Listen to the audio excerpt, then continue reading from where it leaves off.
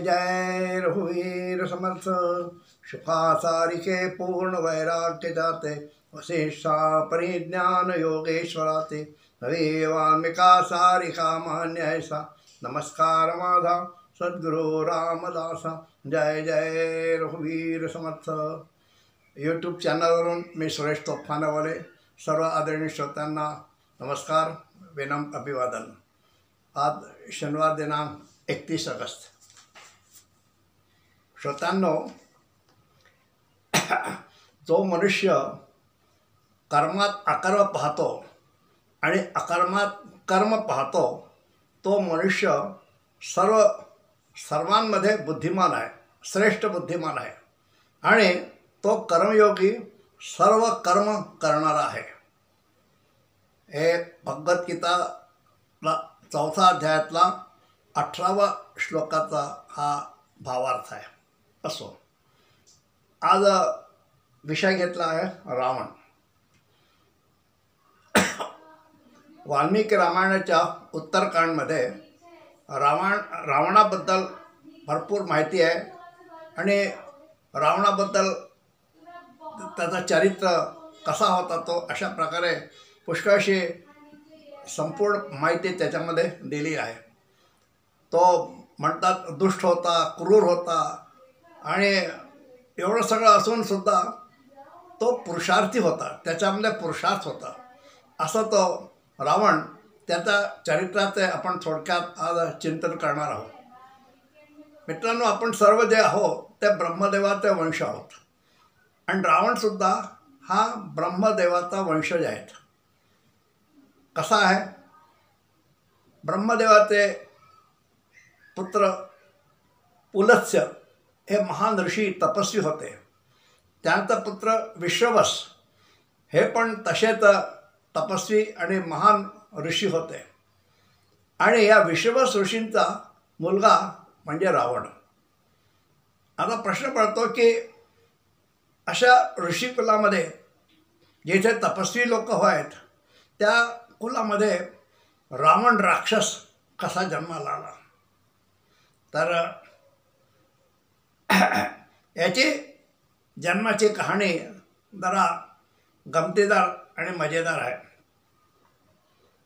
विश्ववस जे ऋषी तपस्वी आहेत ते तपस्या करतात आणि त्यांचा विवाह झाला केकसी नावाची जी राक्षसी आहे, सुमाली राक्षसची कन्या केकसी, आणि तिच्याशी त्याचं लग्न झालं।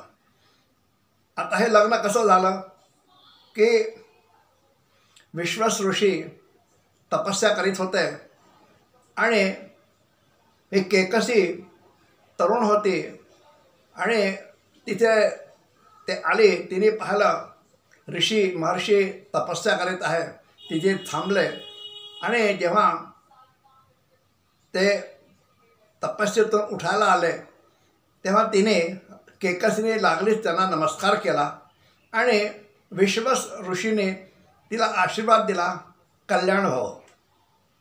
आता ती असं म्हटल्याबरोबर ती केकसी खूप जोरदारात रडू लागली। आता ऋषींना आश्चर्य वाटलं की मी एवढा तिला चांगला आशीर्वाद दिला, कल्याण व्हावं, आणि ती रडते कशाला? म्हणून तिला विचारता, काय झालं, कशाला तू रडतेस? तर ती म्हणते, माझं रडण्याचं कारण तुम्ही थांबवू शकता। कसं काय? तर म्हणे तुम्ही आधी मला शब्द द्या। तर म्हणे मी कसा शब्द देऊ? माझ्या करण्याजोगतं काही असेल तर मी शब्द देईन। त्यामुळे तुमच्या करण्याजोगतं आहे, फक्त तुम्ही शब्द द्या मला।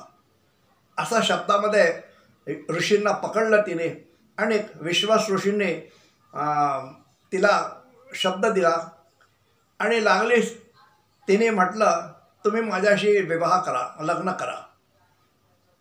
तर विश्वास म्हणे हे कसं शक्य आहे? नाही, अशा प्रकारे तिने शब्दात तर पकडून घेतलं। आता विश्वास ऋषी मागे पडू शकत नाही, कारण शब्द दिला म्हणजे तो पूर्ण केलाच पाहिजे। तर म्हणजे मनात नसूनसुद्धा फक्त त्या केकसीच्या कल्याणाकरता विश्वास ऋषीने तिच्याशी लग्न केलं आणि ही दंपती आता राहू लागली बरोबर। आणि या दंपतीला 3 पुत्र आणि 1 पुत्री झाली. पुत्र कोणकोणचे आहे? रावण, कुंभकर्ण, विभीषण हे 3 पुत्र आहेत, मुलं, आणि 1 मुलगी पुत्री ही आहे शूर्पणखा. हे 3 अशा प्रकारचे हे 3 पुत्र आणि 1 पुत्री या दंपतीला प्राप्त झाले. रावण सगळ्यात मोठा आणि विभीषण सगळ्यात लहान. अशा प्रकारे ते मुलं मोठे होऊ लागले. आणि जेव्हा मोठे होऊ लागले तेव्हा त्यांना त्यांच्या वडिलांनी सांगितलं की आपल्या कुलामध्ये, आपल्या परंपरेमध्ये तपस्या करण्याची पद्धत आहे, तपस्या करावी लागते. तुम्ही सर्व 3 जणं आता तपस्या करा, तपस्या करायला निघून जा. म्हणून ते गोकर्ण महेश्वरला तिथे तपस्या करायला जातात. आणि महाबळेश्वरला, गोकर्ण महाबळेश्वर येथे तपस्या करायला जातात. 3 भाऊ तिथे खूप तपस्या करतात. आणि या तपस्या करून ब्रह्मदेवांना ते प्रसन्न करतात. आता ब्रह्मदेव प्रसन्न झाले तर अर्थात ब्रह्मदेव प्रसन्न झाल्यावर ते वरदान देतात, आशीर्वाद देतात. तर प्रसन्न झाल्यावर ब्रह्मदेवांनी त्यांना म्हटलं की तुमच्या तपस्येने प्रसन्न झालेलं आहे, तुम्हाला काय पाहिजे, वरदान देतो तुम्हाला. तर लागलीच रावण म्हणाला. रावणाने आधी मागितलं. काय तो म्हणतो, मला अमर व्हायचं आहे. अमर व्हायचं आहे. तर ब्रह्मदेव म्हणाले हे शक्य नाही, कारण संसाराचा नियम आहे भस्मात शरीरम. म्हणजे हा नियम आहे की जो जन्माला येईल तो भस्म होईल, त्याचा नाश होणारच, तो अमर नाही आहे. तो अजून काहीतरी माग. मग रावणाने काय मागितलं? तो म्हणतो ठीक आहे, मला देवाकडून, राक्षसांकडून, गंधर्वाकडून, कोणाकडूनही मृत्यू नको असा आशीर्वाद द्या. ब्रह्मदेवाने म्हटलं तथास्तु, आशीर्वाद दिला. इथे काय झालं की रावण नर आणि वानर हे याच्याबद्दल काही बोलला नाही. तो त्याला वाटलं असं कदाचित की नर वानर मला काय मारू शकतील, म्हणून असं त्यांनी या यादीमध्ये, सूचीमध्ये नर वानर जोडलं नाही. आणि त्याचा जो नाशाचा मृत्यूचं कारण झालं ते नर आणि वानर झालं. असो, आता कुंभकर्ण तो म्हणतो मला 6 महिने आराम पाहिजे आणि फक्त 1 दिवस काम पाहिजे. ब्रह्मदेवाने म्हटलं तथास्तु, हा तमोगुणी आहे. आणि विभीषण म्हणतो मला माझी बुद्धी जी आहे सतत धर्मावर राहिली पाहिजे, मी धर्मनिष्ठ असलो पाहिजे. माझी धर्मनिष्ठा जी आहे सतत कायम राहो आणि मी धर्मबुद्धी माझी राहत राहो. अशा प्रकारे या 3घांनी आपले वरदान मागितले. ब्रह्मदेवांनी वरदान दिले आणि हे वरदान मिळाल्यावर त्याची तपस्या संपल्यावर ते 3घही आपल्या घरी गेले. आता घरी पोचल्यावर झालं, आपलं काम सुरू केलं. विभीषणाने आपली भक्ती सुरू केली. त्याला भक्तीचं वरदान मिळालेलं आहे आणि धर्माच्या याच्यावरती चालणारा आहे, तो धर्मनिष्ठ आहे. कुंभकर्ण आहे, तो आपला पसरला. त्याला आता 6 महिने झोपायचं आहे, आराम करायचा आहे, काही काळजी नाही. झोपला आणि 1 दिवस उठतो आणि 1 दिवस फक्त राजदरबारात जातो. आणि रावणाने त्याला जसं पाहिजे होतं, तो तर तमोगुणी आहे, रजोगुणी आहे, सगळं आहे त्याच्यामध्ये. आणि त्याच्यामुळे त्यांनी अत्याचार सुरू केला. याच्यावरती रावणावरती आपल्या वडिलांचे संस्कार आलेले आहेत आणि आईचे संस्कार आले. वडील तपस्वी ऋषी होते, तर ते तपोनिष्ठा जी आहे ती त्याला वडिलांकडनं प्राप्त झाली. आणि आई जी आहे ती राक्षस कुलातली आहे. तर आईची जी कामवासना आहे, जे राक्षसी बुद्धी आहे, ते सगळं त्याला आईकडनं मिळालं. असं म्हणजे त्याला मिश्रित संस्कार मिळालेले आहे, आईकडनं पण आणखीन वडिलांकडनं पण. अशा प्रकारे हे त्यांचे संस्कार याला मिळालेले आहेत. आता याने अत्याचार सुरू केला. तर सर्वात पहिले काय केलं त्यांनी? त्याचा सावत्र भाऊ कुबेर होता. कुबेर आज जी लंका होती ती मुळात रावणाची नव्हतीच, ती कुबेराची होती. कुबेर हा रावणाचा सावत्र भाऊ. यांनी सर्वात आधी कुबेरवर अत्याचार केला, त्याच्यावर आक्रमण केला आणि त्याला आपल्या कब्जात घेऊन त्याची सगळी संपत्ती आणि लंका नगरी सगळे आपल्या हातात घेऊन घेतली आणि त्याला लंकेच्या बाहेर काढलं.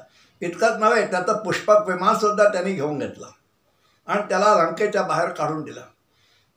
आता कुबेर आपला ब्रह्मदेवाकडे जातोय, आणखी रडतोय की मला रावणाने लंकेच्या बाहेर काढून दिलं आणि माझी सगळी संपत्ती घेऊन घेतली, पुष्पक विमान घेतला, माझ्याकरता काही तुम्ही सोय करा, मला निवास करा.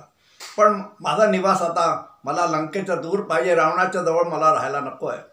म्हणून ब्रह्मदेवाने कुबेराकरता हिमालयामध्ये अलकावती नावाची एक नगरी बसवली आणि त्या नगरीमध्ये कुबेर तिथे राहू लागला. आता रावणाचा अत्याचार, इतका अत्याचार आहे त्याचा की त्याने देवांनासुद्धा सोडलं नाही. देवांनासुद्धा त्यांनी बंदिष्ट केलं आणि आपल्या कारागृहामध्ये टाकून दिलं.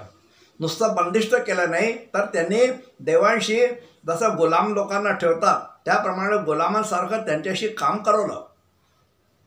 गणपतीशी गाढवे बळाला सांगितलंय, गणपतीला अग्निदेवाला कपडे धुण्याचे काम दिलं, वायुदेवाला लंकेतील मार्ग स्वच्छ करायला सांगितले.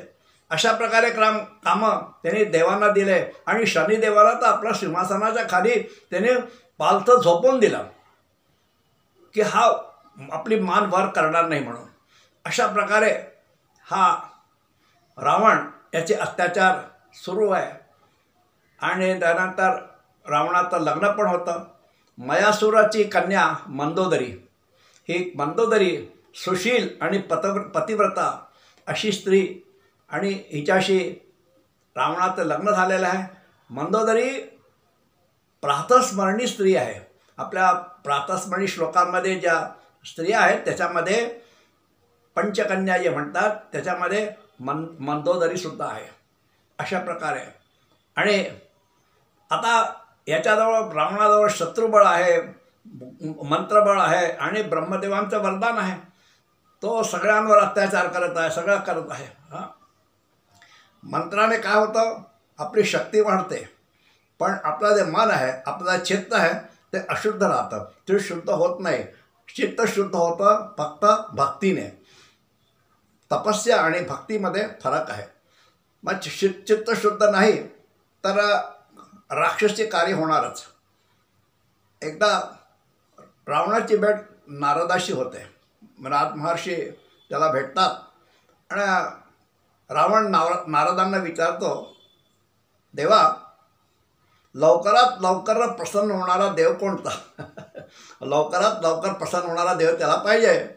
तर नारद म्हणाले, असा देव एकच आहे, देवात देव महादेव. असं का? मग रावणाने तपस्या सुरू केली, घोर तपस्या केली, इतकी तपस्या केली की शंकर प्रसन्न झाले आणि त्यांनी रावणाला असीमित शक्ती, अपार शक्ती, शस्त्र सगळं काही दिले. त्याचा परिणाम इतका झाला, रावण कसा होता की आपल्या गुरुवर म्हणजे महादेवांचंच कैलास पर्वतासहित त्यांना महादेवांना उचलण्याचा प्रयत्न केला. अशी त्याची बुद्धी चालत होती, असे त्याचे कार्य होते. एकदा पार्वतीने महादेवांना विनंती केली की पहा, सगळ्यांचे मोठे मोठे महाल आहे, सगळ्यांचे घर आहेत, बंगले आहेत, आपलं काहीच नाही, आपण असं कसं राहतो, आपल्याकरता एक चांगला बंगला पाहिजे, चांगला महल पाहिजे. तर आग्रह केला पतीला महादेवांना. महादेवांना ठीक आहे करू. महादेवांनी कुबेरला बोलवलं आणि कुबेरकडनं त्यांनी ते हा महाल जो आहे हा बनवून घेतला आणि महाल बनला, तयार झाला बंगला. आता याची वास्तुपूजा करायची. तर वास्तुपूजा करता कोणाला बोलवायचं? तर महादेव म्हणाले, रावणासारखा बुद्धिमान या संसारामध्ये कोणीच नाही जगामध्ये. म्हणून रावणाला वास्तुपूजेसाठी बोलवलं. रावणाचा खूप आनंद आला की त्याला महादेवाची सेवा करायला आपल्याला संधी मिळालेली आहे आणि तो वास्तुपूजेसाठी येतो. रावणने विधिवत आपली जी काही वास्तुपूजा आहे ती संपन्न केली, पूर्ण झाली. आता पूजा झाल्यावर महादेव म्हणतात रावणाला, तुझी दक्षिणा काय आहे? तर रावण दक्षिणेमध्ये काय मागतो? दक्षिणा दान तर पूजा झाल्यावर द्यावीच लागतं ना, दान दक्षिणा. तर रावणाने काय मागितलं? रावण म्हणतो ही जी वास्तू आहे, हे जे महाल आहे, मला हे तुम्ही दानामध्ये द्या आणि दक्षिणामध्ये तुमची पत्नी पार्वती द्या. म्हणजे किती त्याची वृत्ती आहे, किती नीच वृत्ती आहे की आपल्या गुरुचा घर आणि गुरुची पत्नी तो दान दक्षिणेमुळे मागतो आहे. असा हा रावण. कुठे त्याची सज्जनता आहे? काही नाही या सज्जनता आहे. असा हा रावण. तरी पण लोक म्हणतात की रावण सज्जन होता. सज्जन नसता तर त्यांनी सीतेवर अत्याचार केला असता. वर्षभर अशोक वाटिकामध्ये सीता त्याच्याजवळ होती, तिथे होती. त्यांनी कधी सीतेवर हे नाही केला, अत्याचार नाही केला किंवा अतिप्रसंग नाही केला, म्हणून तो सज्जन होता असे तो म्हणतात. पण असं काही नाही आहे. त्याचं एक कारण आहे. काय कारण आहे? एकदा रावणाला त्याच्या एका मंत्रीने आपलं सजेशन दिलं, सल्ला दिला की तू सीताशी जबरदस्ती कर आणि तिच्यावरती बलात्कार कर. तर त्यावेळेस रावणाने जी गोष्ट सांगितली ही उत्तरकांडमध्ये आहे वाल्मिकीच्या, आणि रावणाच्या तोंडून आहे ही कहाणी. तो म्हणतो त्यांनी काय केलं होतं, एकदा रावणाने कुबेरची सून म्हणजे कुबेरचा मुलगा नलकुबेरची बायको पुंजिकस्थला, या पुंजिकस्थलावर रावणाने बलात्कार केला. ही पुंजिकस्थला ब्रह्मदेवाकडे जाते आणि ब्रह्मदेवाशी प्रार्थना करते आणि सांगते की तुम्ही रावणाला आत्ता बोलवा आणि त्याला काहीतरी शिक्षा द्या. रावणाला ब्रह्मदेवाने बोलवलं आणि त्याच वेळेस त्यांनी त्याला श्राप दिला की याच्यापुढे तू कोणत्याही स्त्रीशी अतिप्रसंग करशील, बलात्कार करशील तर तुझ्या मस्तकाचे तुकडे होतील. हा त्याला शाप होता. आणि या शापामुळे त्यांनी सीतेला कधी अतिप्रसंग सीतेशी केला नाही आणि काही नाही, कारण त्याला ही माहिती होती.